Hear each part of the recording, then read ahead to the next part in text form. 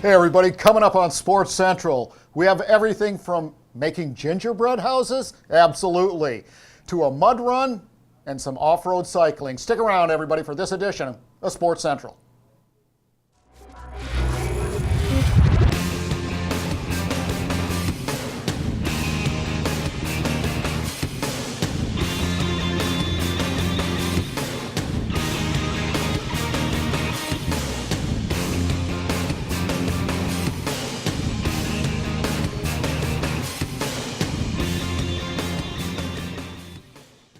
Hey everybody, thanks so much for joining us on Sports Central. I'm Mark Jackson. To my right, to your left on your television screen, dial, hopefully in high definition, is Neil Duncan, the new permanent co-host of Sports Central. Nice send-off for Hank Longo last week, and wow, did a great job. And he did, and he meant a lot of fun to our organization, Polk County Tourism and Sports Marketing, but also to this show, Sports Central. We've been doing it for quite a while, but before we get too far down, this segment brought to us by the Florida Department of Citrus. We want to thank them as well. Wow, proud to have them in Polk County. You know what? Absolutely. I mean, citrus, one of the big three industries here in the county, and to have the state organization like that is impressive. Well, Neil, we talked a long time about Polk County being a very diverse county when it comes to sports and opportunities to participate in virtually everything, with the exception of the winter sports. Right. However, mountain biking, more accurately known or called now off-road cycling. The national governing body is USA Cycling.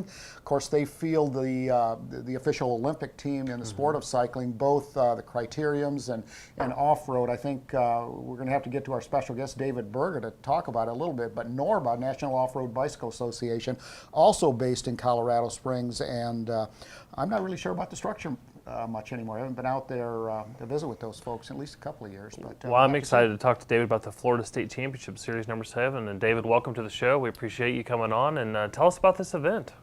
Well, it's again, a mountain biking event is a common term for it, but it's bicycle racing on off-road trails. The trail system there at Harpe Park is very challenging, and we have riders from all over the state coming up to compete.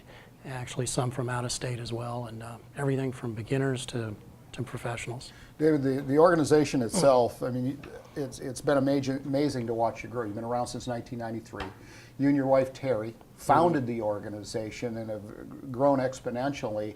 I mean, you're all over the place, from the panhandle of Florida all the way down to Miami, sites and competition venues throughout the Southeast. But when you think of off-road cycling, Polk County or Central Florida doesn't really come to mind, but some of the best cyclists, off-road cyclists in the country have come out of here. Yeah, absolutely. It's kind of a misnomer again about mountain biking in Florida. The two words just don't go together. But ironically, some of the best riders in the Southeast come from Central South Florida, especially the Miami area. We've got national competitors that have been on the podiums at big events out west, and so we're really proud of the cycling standing that we have, and I'm not sure of the reasons. Some say it's because we get to ride all year, but I think there's more to it than that. There's always been a lot of competition in Florida, and the trail systems tend to be very technical, very demanding. We'll talk about the trails itself. It's this particular event at Carteret is 6.5 miles, correct? Tell us, if you go out there and compete in this, what would you be experiencing, and what is the course layout like? Well, it's an old an old phosphate mine area. So they've got a lot of overburden built up, and they have these, they call them fingers. So it's basically ridges, and they're surrounded by lakes, usually on 3 sides. So a lot of the trails are following those fingers. Some of it is open area with double track, very easy, so it's kind of a mix between the two. Because there's a race, we tend to tone it down just a little bit. We take some of the more technical stuff out, but it's got a lot of ups and downs, say 10, 20 feet at a time that just undulate. So it's, for the riders, it's very, very popular because it has a tremendous amount of flow, and it has enough technical challenge to keep everybody excited. David, we were talking a little bit earlier about the event itself, which is the Florida State Championship Series 7, which means there's essentially a number of races that take place. But out at Loyce Harpe Park, more commonly known, or formerly known, is Carter Road I guess Park. I referred to it as Carter Road. Yeah, Sorry. earlier, but the fact of the matter is, when I've been out there and literally have walked those trails, and with some of the guys from Kent Hickman from Ridge Riders and so on, I'm going, really? You guys are going to ride down this, and it's through the tree. I mean, it is like, but you alluded to it earlier. It's a technical course, and is that one of the things you think that makes these Florida riders or Southeastern riders that much better, is that they're able to navigate these very difficult, maybe not up and down mountainous so much, but the technical side of things and riding on thin trails and all of that? I think it definitely is a factor. For instance, we'll have riders that come from Florida. We do another series that's throughout the Southeast called the Cirque Series, or Southeastern Regional Championship, and we go up into the mountains in Tennessee and Virginia and north of Atlanta. The riders that come up from Florida and compete there tend to do very well, and it's kind of a surprise, and I've heard this across the board, that the Florida riders go the fastest downhill. And for what reason, I'm not sure, but I've always said it's just because they don't know any better. I was getting ready to ask this because they don't train on that, they just don't know any better. Yeah, they're like, wow, I don't have to pedal. This is great. But no, it's Florida has always been like that, very competitive. So. Now this is the 7th. There's 9, correct? Right. There's 9 in the series. Where else on the state are you going, and how does that compare to what we have here of Whole County? Well, one of the neat things about this series in the state of Florida is you get so much diversity in the trail systems. We start off in the Panhandle in Tallahassee. It's kind of like a Georgia course. It's rolling hills, more of a red clay, where trails are more open. Then we go over to Fernandina Beach in the northeast corner of the state. Literally 100 feet from the ocean, so it's a relatively flat, sandy course. Then we go down to Miami, again, more of the technical stuff down there. We're in Ocala, where it's kind of a mix of hard pack and rolling hills. Everything has a different flavor to it. One of the courses we'll be going to next week is in Fort Myers. It's probably the flattest course we have, but one of the funnest, just the way it's laid out. So, Dave, digress just a little bit. A lot of people ask us, well, how do you get involved in the sports industry? How do people, in your particular case, you have a couple of world-class series here that are well organized. They always have been. You have one of the best reputations in the industry. You and your wife, Terry, started Gone Riding in 1993. It kind of morphed into something bigger and better than you probably ever thought. Tell us a little bit about your career in sports and how that evolved. Yeah, it did kind of happen by accident, I guess. Personally, I'd always been involved in some kind of individual sports, whether it was racquetball or running or something like that. I got into motorcycle racing when I was young and did that for a long time, motocross. And when found out my son was going to be born, I kind of had a life-changing moment there, and I said I need to do something a little bit safer, a little bit less expensive. And I looked around in my garage wall, and I saw an old mountain bike that had been hanging for about 10 years I had never used.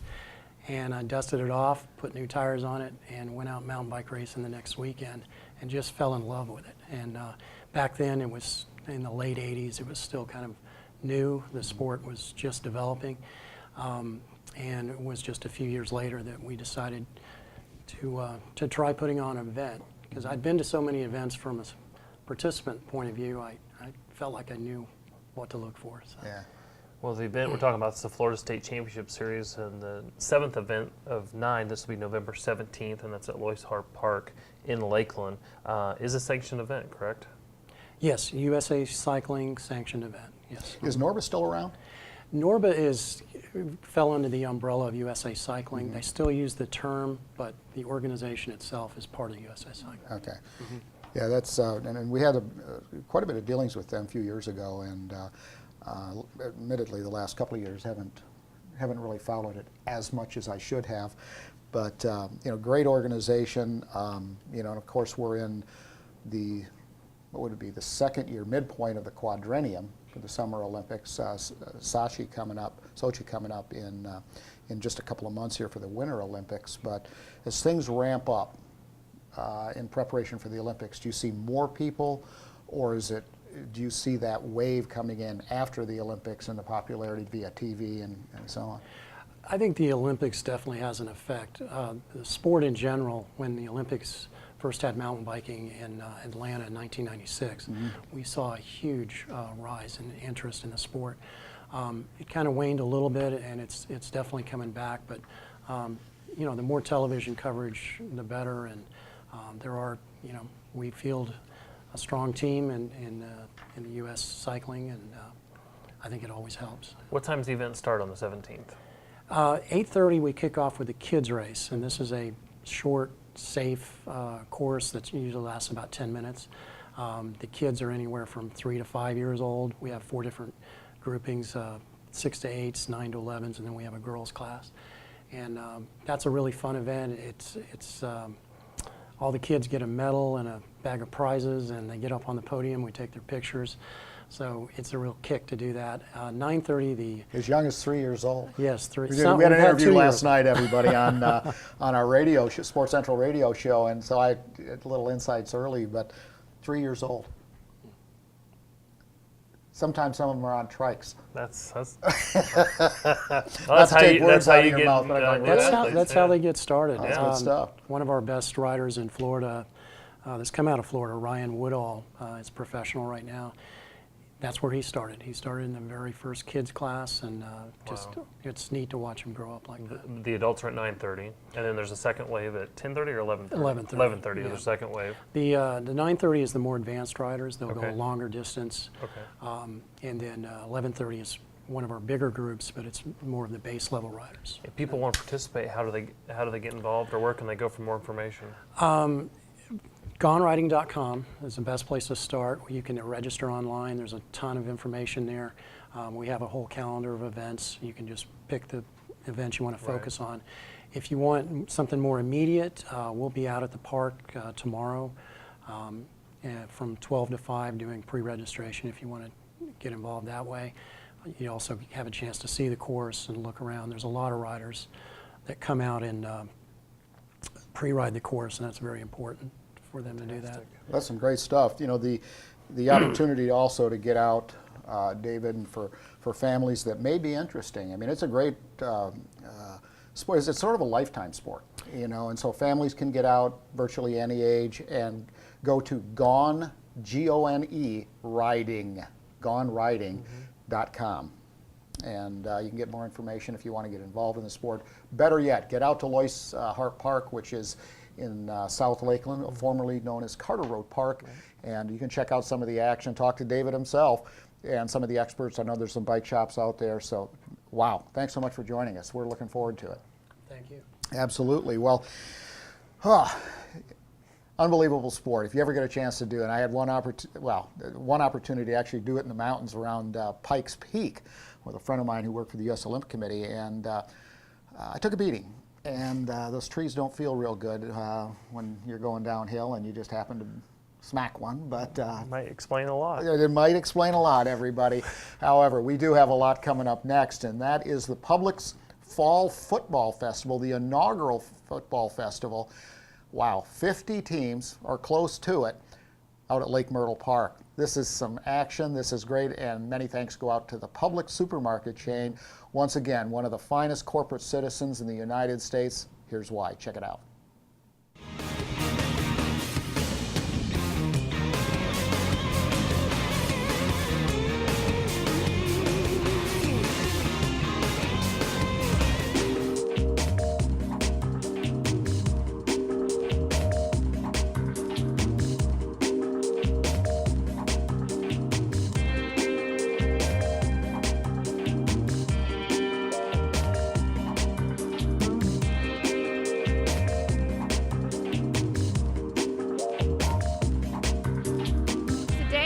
hosting here at the Lake Myrtle Sports Park in Auburndale the first inaugural Fall Football Festival presented by Publix. And we have invited youth recreational teams from around the state of Florida here to participate today and got a really good response for the first year. We have 42 teams participating today, ranging from ages U8 to U14. So we're really excited to have everybody out here, and you know, we've got them in a festival behind me here and participating in lots of games. that are centered around fall and Halloween, because Halloween's just a few days away. So we got lots of soccer games going on, lots of fun stuff going on, and we're just really excited to be out here today for this inaugural event.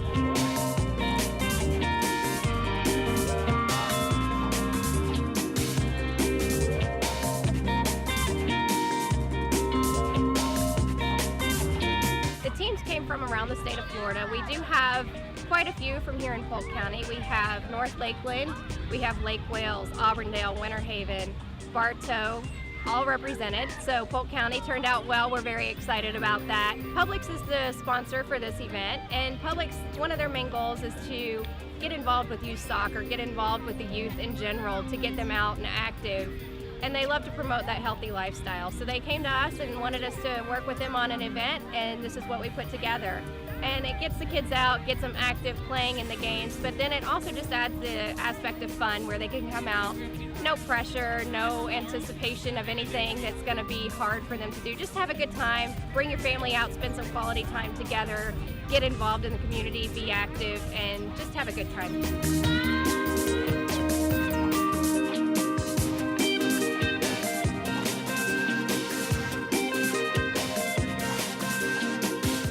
Brings the community together. It gives you another chance to come out and participate in just some fall activities and have a good time. It's a free event for the teams. If they come and they play in all of their games, they're getting their entry fees back. So that's really something that we thought was important here. It's not about, this tournament specifically is not about making money. We wanted to put on a good event for the community, for the youth soccer teams from around the state of Florida, just to have a good time. And as mentioned, get them out, get them active, not just sitting at home watching TV or playing video games, but really get them out and doing things outside and try to just make sure that we provide some more opportunities for them to be able to spend some time with their family and just have fun.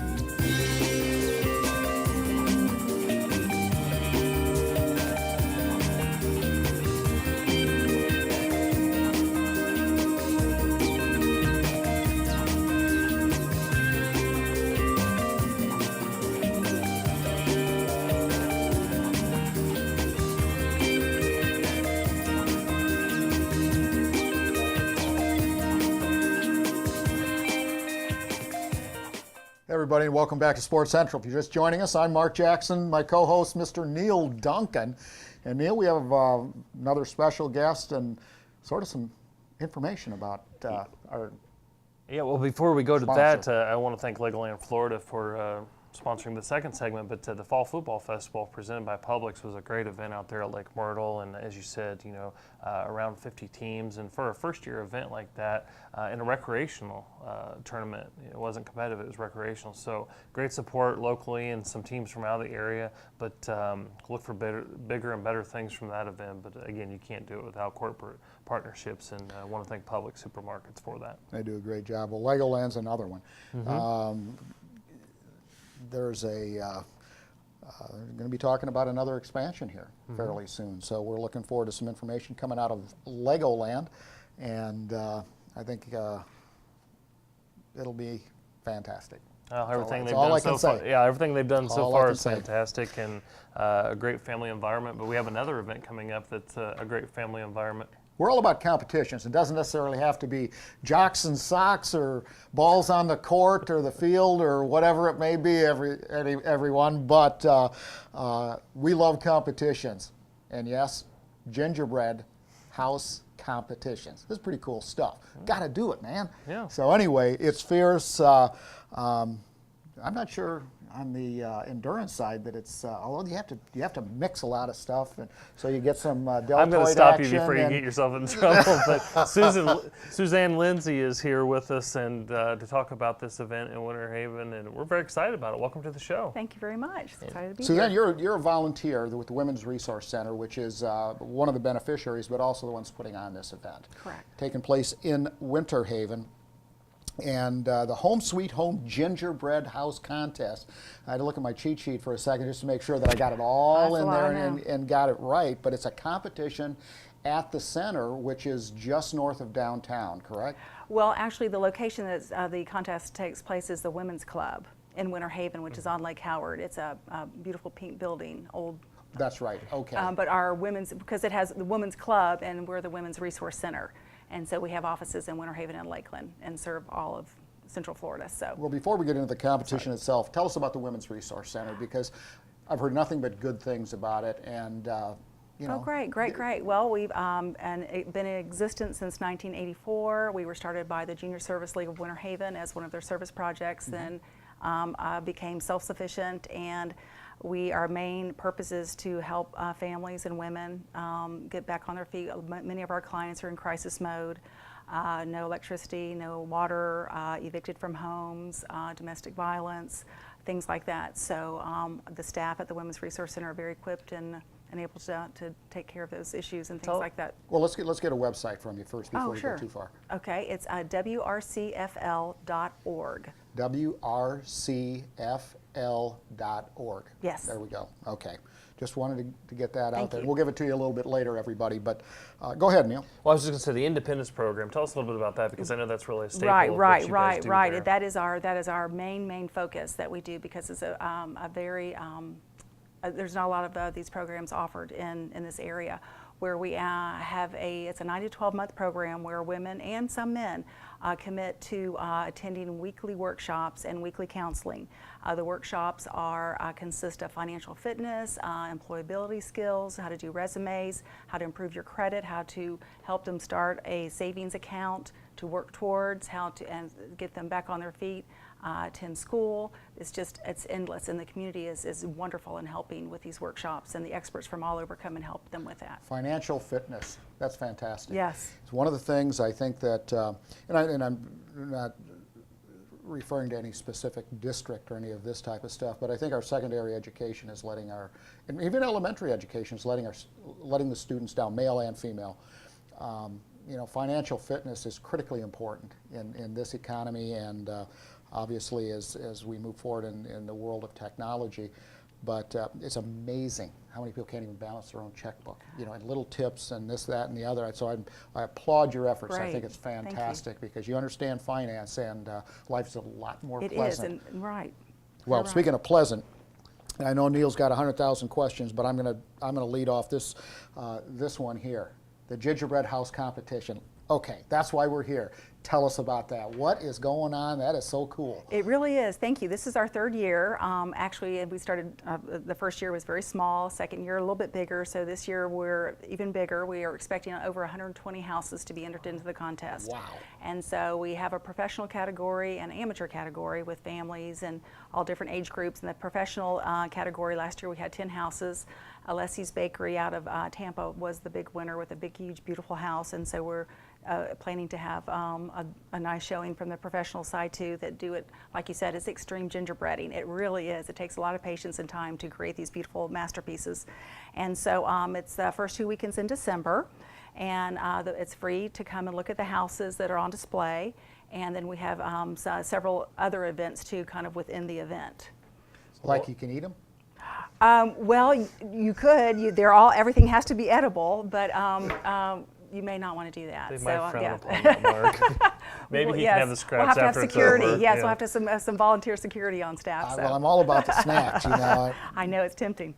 Well, obviously, this event has two primary purposes. One is awareness of the programs you guys offer there, and then the other one would be raising funds for those programs.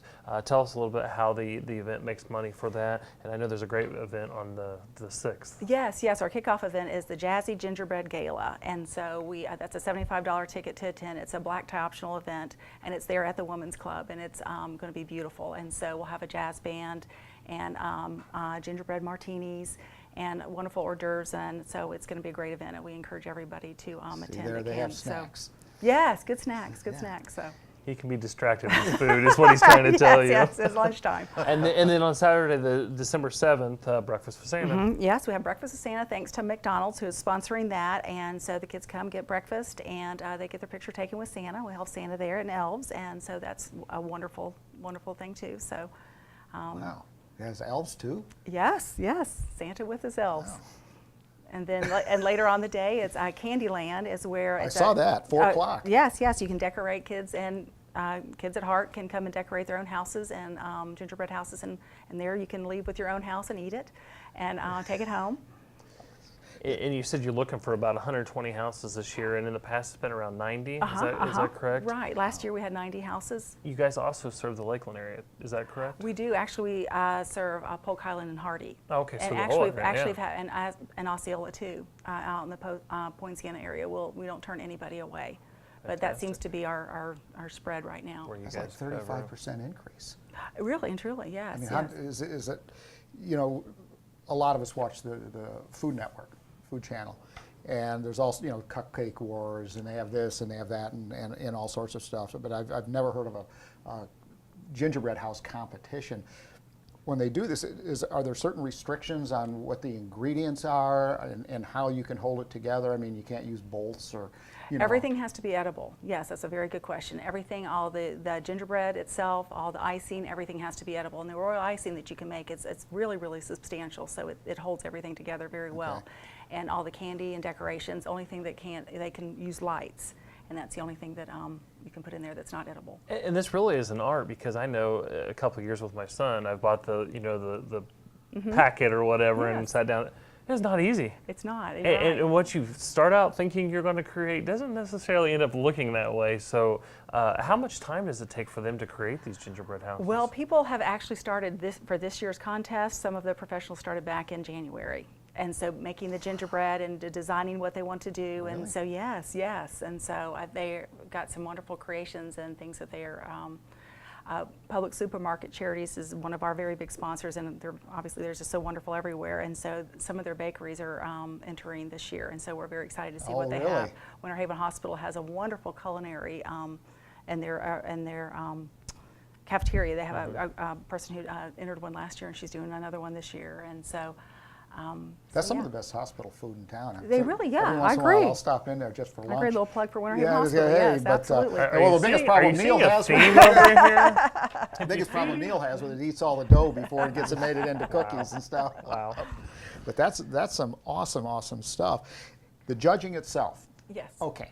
Now the judges have a lot to look to and for out on the tables, I guess. What kind of criteria do they go by? You know, it's just like you can't eat it. They can't eat it, but you know, it's structural. It's Right. We do I have. don't know. What do they do? What do they look Right, for? we have it in categories. We have like an elementary, a middle school, a high school category. So each are judged within their own category.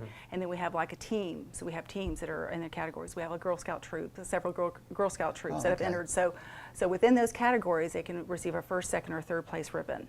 And then also we'll have like the most homey and the most unique and the most unusual. So we do have a wonderful panel of judges this year. We're so excited about them. And so they'll judge on Friday morning at 9 o'clock before the event starts. So they come in, they have sheets, they have clipboards. It's very serious. It's so cool because they're really into it. And they take their time and look at everything, and they say it's so hard because all the houses are wonderful. You've actually reminded me, I used to work for the Bartow Chamber. We used to do an event at the historic courthouse here in Bartow, the Parade of Trees. And one year, one of the companies decorated the entire tree with gingerbread. Oh. It was so beautiful. And I was manning it one day and went over there, and there was two little girls over there eating the decorations off of the tree. So I seriously need to watch this one. Right. That's funny. Again, how do people get tickets? What are the hours? And one more time, where the location is. Okay, the location will be at the Women's Club in Winter Haven. It's on Pope Avenue and right on Lake Howard. And it's the first 2 weekends of December. And from 10 o'clock to 4 o'clock in the afternoon Saturday, and 1 o'clock to 4 o'clock on Sunday are the hours. And then our special events, and also Teddy Bear Tea was another event too we're having too, and Santa flying in on a kite across Lake Howard is also happening. Mark Loyce are doing that? Yes, but it's Santa Claus.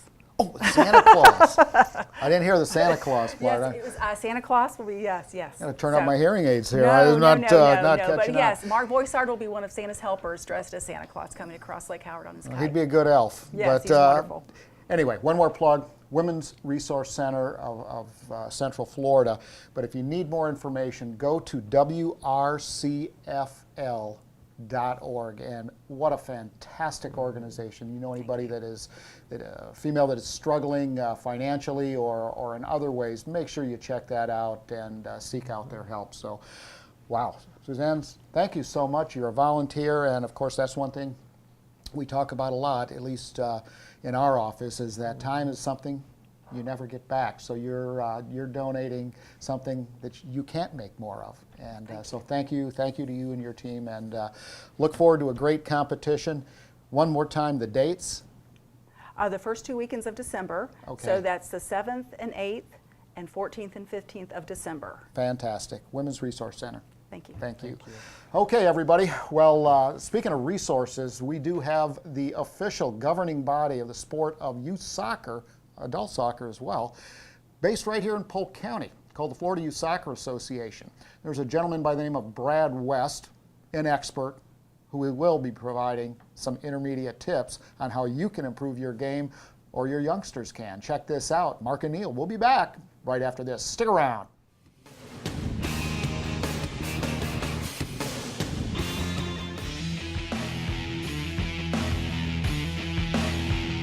Hi, I'm Brad, and I'm going to give you some intermediate soccer tips to help get you started playing the game.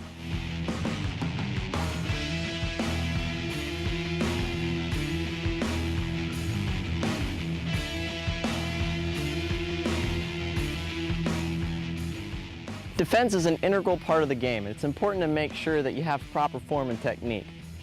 Oftentimes, with new players, what you end up seeing is what's called stabbing. This is where a defender overcommits to the ball. With a simple swipe, the offense can move the ball past the defender, and the defender's now killed all momentum by firmly planting their foot, attempting to stab for the ball. A better way to defend is simply stagger stepping, shielding, and forcing the offender out, waiting for them to make a mistake. So what Maria is going to do is she's going to stagger step, making sure that her feet are one behind the other. This provides a better angle and a better wall to ensure that I can't get through to her goal. Now, as I approach, she's not going to commit to the ball, she's not going to make a step. Instead, she's shielding, she's angling me out so that I can't get in the direction that I want to go, whether it's to a goal or to an open pass. And she's going to try and contain me and push me out towards the outer bounds in the hopes that they'll regain the ball there, or I'll make a mistake and slip up. Now, these are just some basic building blocks to help improve your game. But remember, it takes practice to get better, and above all, have fun.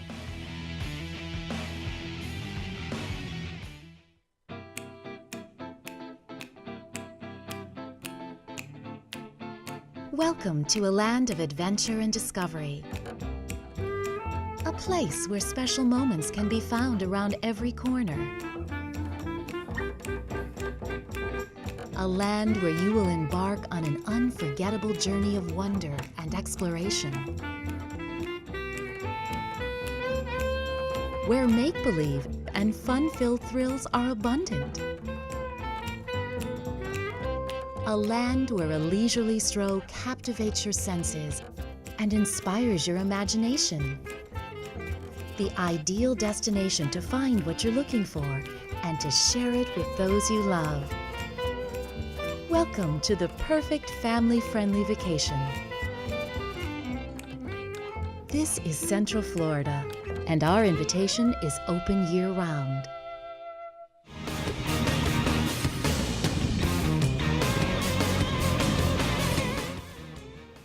Hey everybody, and welcome back to Sports Central. Mark Jackson here along with Neil Duncan.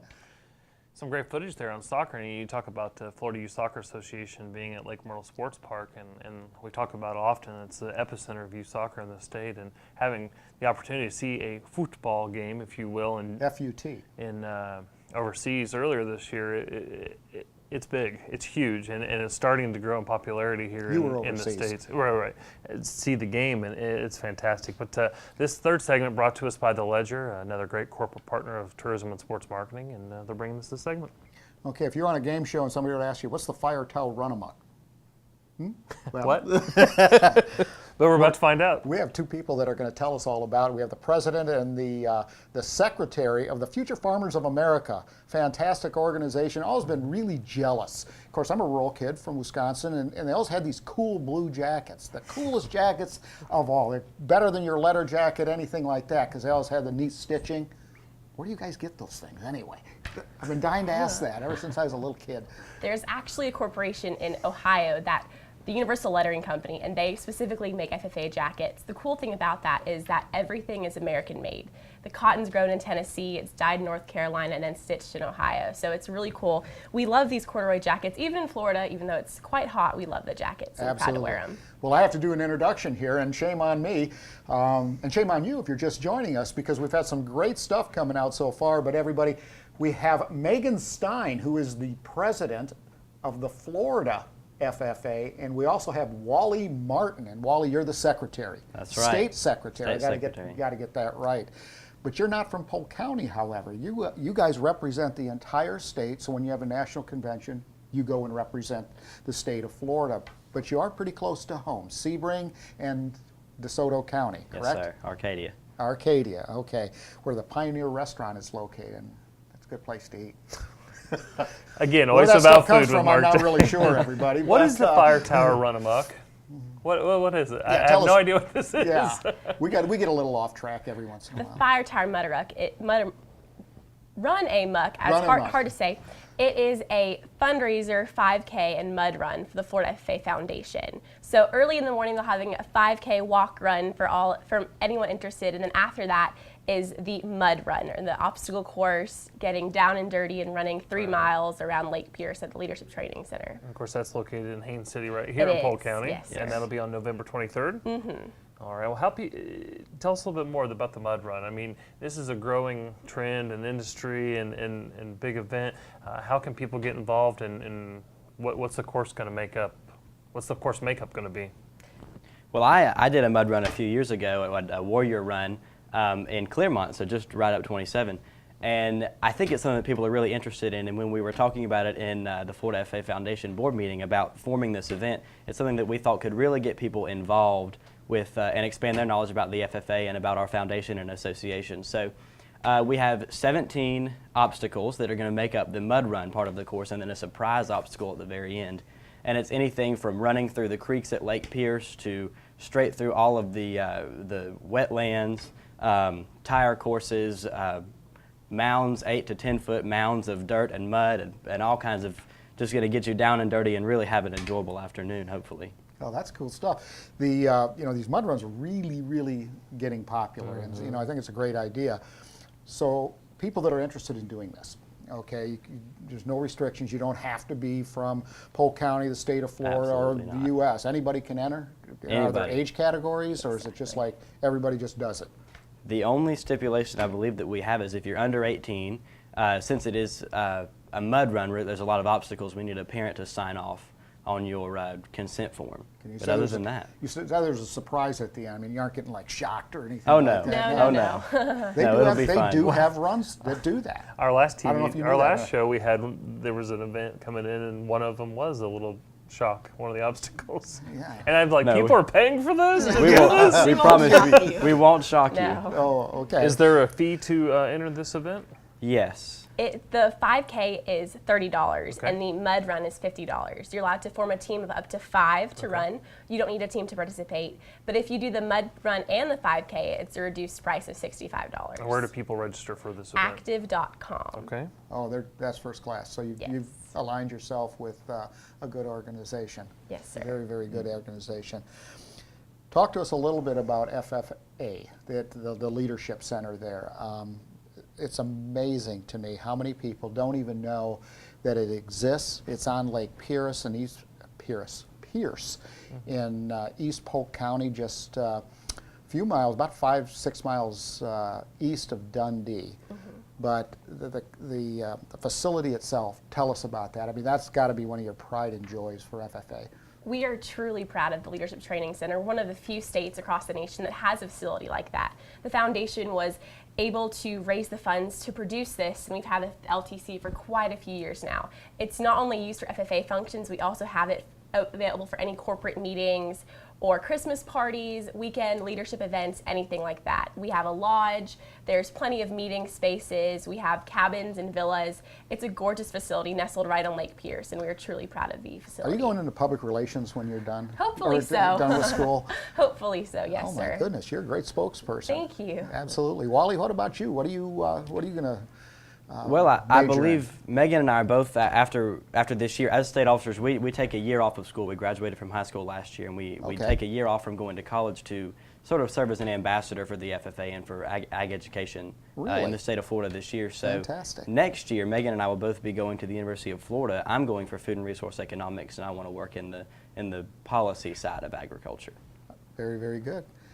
Both go. Oh.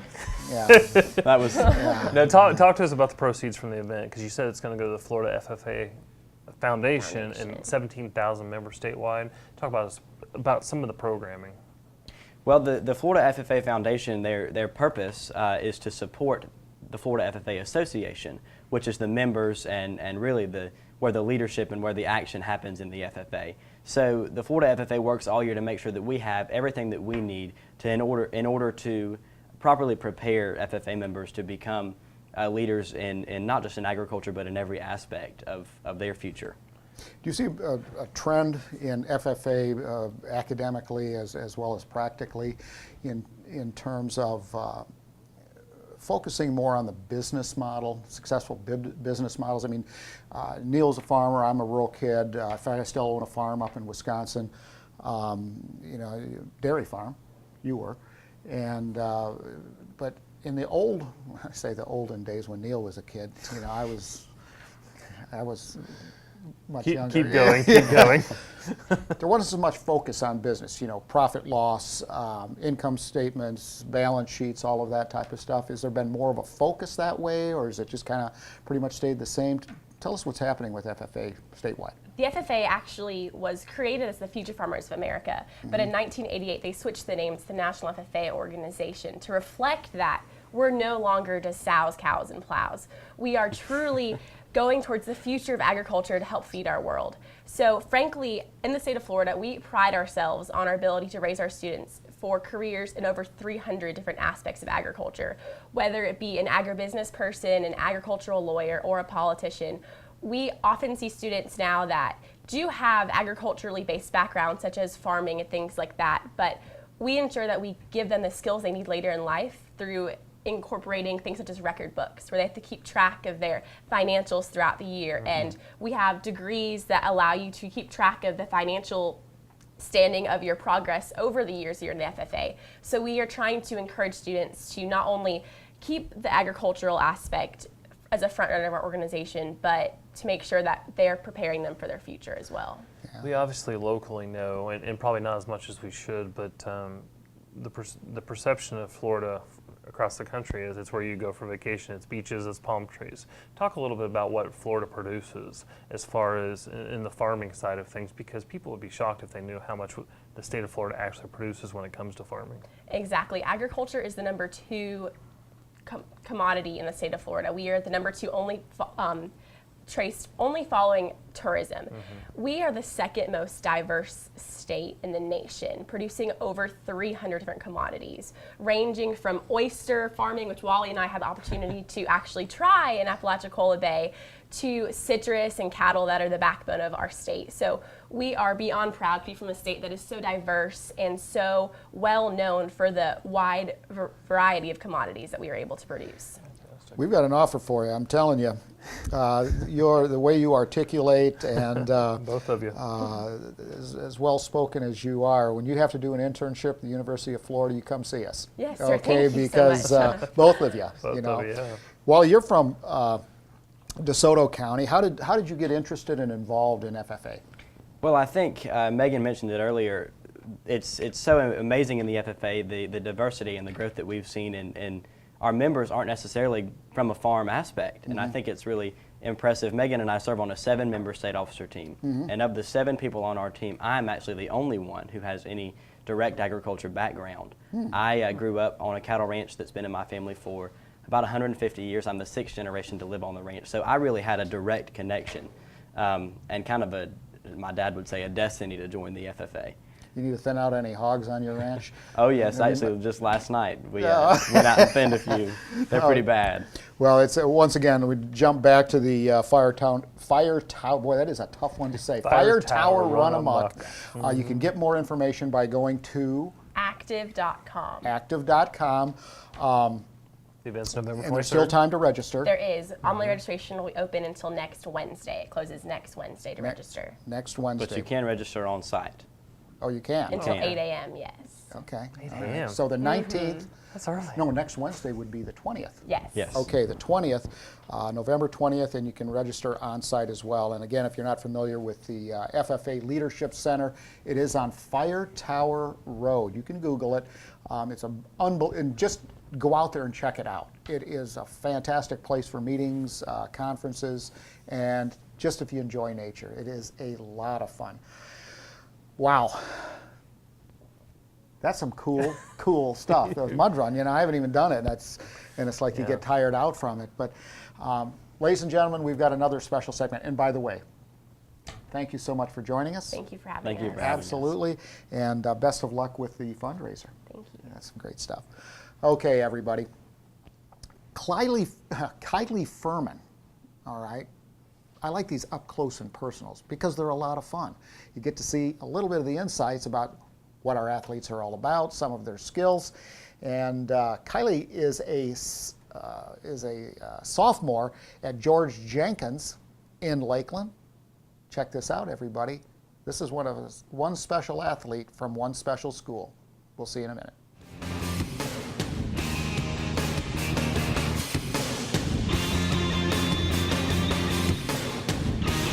I've been swimming pretty much my whole life. Like since I was 4, I've just always my parents just put me in swimming right away, and it was just something that I fell in love with completely.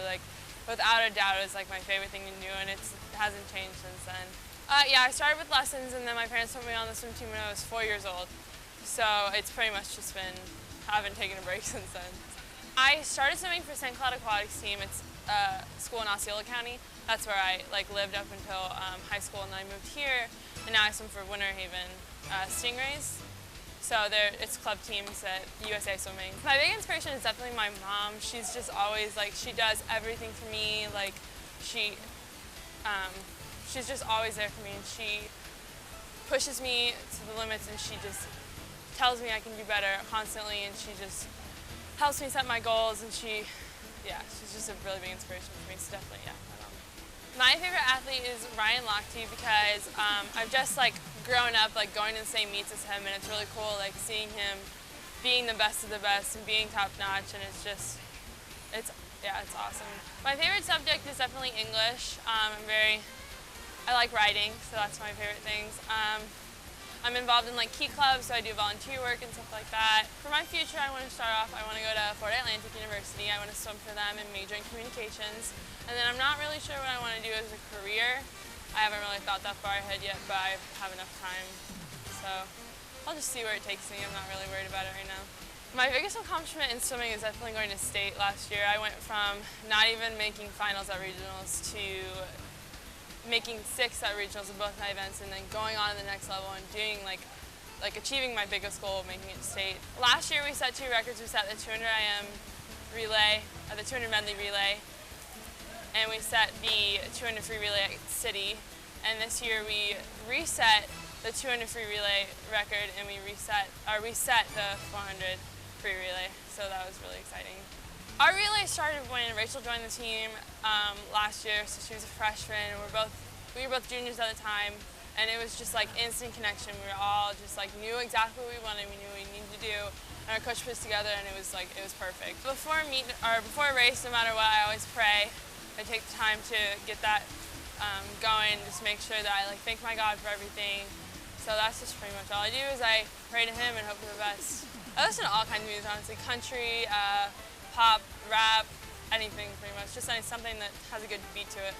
I guess my best friend would say that I'm a loyal person. I care a lot about other people. I do what's best for other people. I have goals for myself. I know what I want to do in life. If I describe myself in one word, it would be caring, just because I'm always thinking of other people, and I care a lot about what I do, everything I do. I put a lot of thought into stuff. I don't just brush it off, and it's really important to me.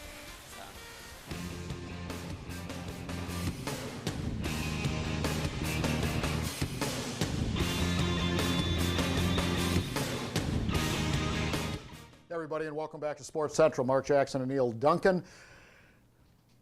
Deer in headlights? been flying by. It's, it's a great unbelievable. show, and this Great segment, guess. Great This guess. segment brought to us by Harry's Old Place, another one of our great partners. Down out on of Cypress Winterhaven. Gardens Road, on right on Lake Ned. It's Yep. about a mile from east of Legoland. If you've never had an opportunity to go there, Harry in the Bag. It's the best grouper It's like I've one of ever those. had. It's one of those places, you know, and we talk about it all the time on the tourism side of things. You know, people when they're visiting, not only here but anywhere, they want to find those. They want to go where the locals go. Yeah. You know, the chains same are way when the I chains travel, are yeah. nice, but you want to find those special off the beaten paths, and Harry's Old Place is certainly one of those. It's a great place to dine. Yeah, it's phenomenal. We talked a little bit earlier about the Firetower Run-A-Muck, and with Wally and Megan Stein, and Wally Martin and Megan Stein, and of course that is one date that we didn't mention, and that is November 23rd. So the race a week from tomorrow, if you're watching us today. But make sure you check that out. You can go to active.com for that one. And you know, you're sort of a soccer aficionado. You Well, I enjoy don't the know sport. if aficionado. My son's been playing now for a couple of years and got me wrapped up into coaching now. But a great event coming to Lake Myrtle Sports Park on November 25th through the 27th, the Soccer Visa Men's Professional Combine. And it's not a huge event necessarily as far as number of participants, but there's going to be scouts and recruiters from all over the world coming in Scandinavia for this event. I know that there was Scandinavia. I read throughout Europe, and you know, I guess Scandinavia is in Europe. So you have Finland, you know, Norway, Sweden, Denmark, and Yeah, they're coming over here to evaluate some of the talent, and then it's an opportunity trying to for. oh, absolutely. This is primarily for I don't know, older youth into adult. Right, So so trying to make that jump into the professional ranks. Yeah. Absolutely. So it's some really good stuff. You know, just you talk about. We'll digress just for a second.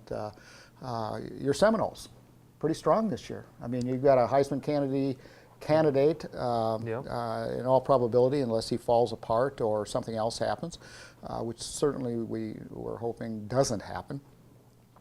He could be a runaway Heisman Trophy winner this year. We'll have to wait and see. It's one of those things where it's weird because it seems like out of the big three, you talk about the big three, Florida State, University of Florida, Miami, it doesn't seem like all three of them can be at that highest level at once, which doesn't make sense to me because so many teams come into the state of Florida and take the talent out of the state. But Miami's having a great season. The Gators were expected to have a great season this year, but the injuries have decimated that roster.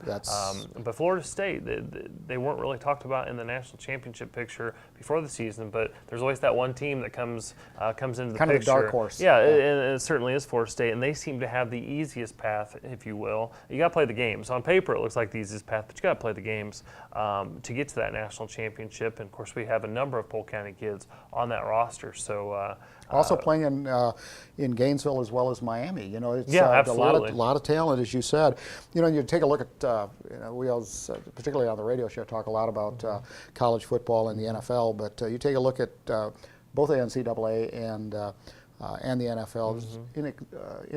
Inordinate, be a good word, amount of talent that comes out of here. And of course, now at the Buccaneers, you've got star running back Martin is hurt. Yeah, unfortunately he got hurt, and then Mike James, who was from Ridge High School and went down to Miami, and he was doing great in his backup role, and then he breaks his ankle. So unfortunately he's out, but a lot of talent, wish them the best. And then just broke yesterday on the baseball side of things, Andrew McCutcheon from Fort Meade wins the National League MVP award. Yep. So a lot of great talent. Of course, a shameless plug for the All Sports Awards in June. Make it real easy on us to help the committee put that event on because the amount of talent in Polk County it's per capita has got to be unmatched. Well, you mentioned baseball, and so we'll touch a little bit on Major League Baseball, and of course we have one of our assistants here that married one of the K-Lines a couple of weeks ago, Stephanie K-Line now, and she'll cringe or is cringing that I'm mentioning this, but congratulations to her. Absolutely. But I'm kind of segue nicely into the Tigers because Max Scherzer, wow.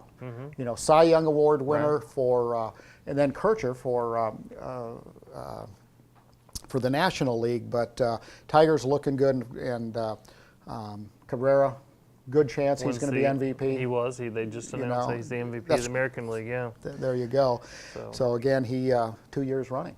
Yeah, he's a special player, and you know, He's a big man. He's a stud, man. He Ooh. is, and not far removed Powerful. from Justin Verlander, who actually makes his Lakeland home in the off season. He won a Cy Young Award not too long ago. So the Tigers, the Polk County community, certainly Lakeland. And you're forgetting one congratulations associated with the Tigers took place this week. Yep, I wasn't forgetting. We were getting there. Oh, we're getting there, okay, and that happens to be our good friend, and you've seen him a lot on this show. His name is Ron Myers. He's the general manager of Florida operations for the Tigers, inducted into the Florida State Baseball Hall, not Florida State College, but the Florida State League Baseball Hall of Fame this week. And congratulations to you, Ron, and to all of our folks over at Tiger Town and with the city of Lakeland. Bill Tinsley, most of our commissioners were there. Jim Freeman was there, and a lot of celebrities out honoring Ron for his award. And just last week they released their spring training schedule. Of course, the Tigers a huge economic impact for Polk County when they come in. It doesn't help that they've had a lot of good years here recently, and of course all those fans coming in from Michigan. So you can always go get that information on spring training, but that just released. A couple of quick ones real quick. The World Amateur Baseball Association out at Lake Myrtle Sports Park, the 29th through December 1st, everyone. It's the JUCO Super Showcase. College and professional scouts checking out the action there. And then the Christina 5K, Sunday, November 30th. The Lakeland Runners Club, you can check them out as well. Great organization. Wow, they are strong here. But then the Pretty Muddy Women's 5K Run and Walk. If you're a woman, this is the event for you. It's a 5K course. Sorry, guys, only women. Mud, lots of it. Architectural obstacles, but no shocking.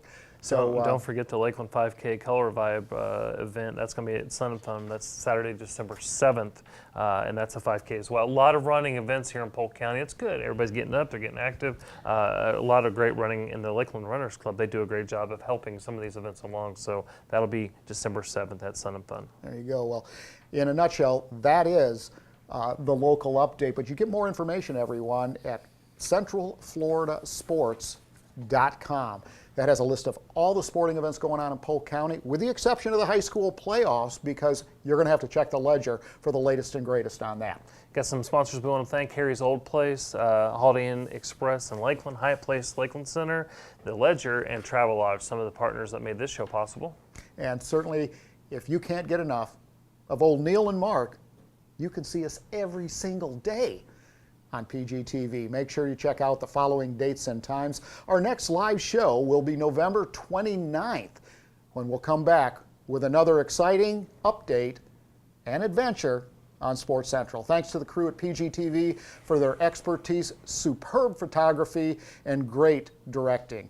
This is Mark Jackson for Neil Duncan and all the staff at PGTV. We'll see you again next time.